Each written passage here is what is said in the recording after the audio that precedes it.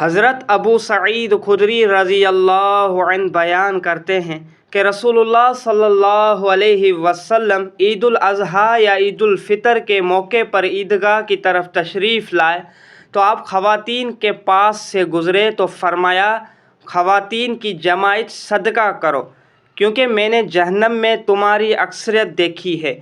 انہوں نے عرض کیا، اللہ کے رسول کس وجہ سے؟ آپ صلی اللہ علیہ وسلم نے فرمایا، تم لعن طعن زیادہ کرتی ہو اور خاوند کی ناشکری کرتی ہو۔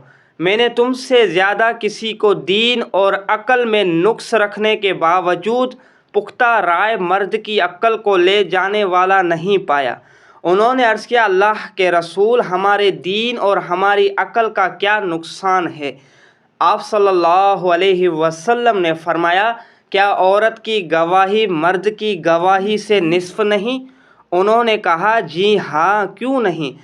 آپ صلی اللہ علیہ وسلم نے فرمایا، یہ اس کی عقل کا نقص ہے۔ آپ صلی اللہ علیہ وسلم نے فرمایا، کیا جب اسے حیض آتا ہے تو اس وقت وہ نماز اور روزہ ترک نہیں کرتی؟ انہوں نے عرض کیا، کیوں نہیں، ایسے ہی ہے۔ آپ صلی اللہ علیہ وسلم نے فرمایا، یہ اس کے دین کے نقص میں سے ہے۔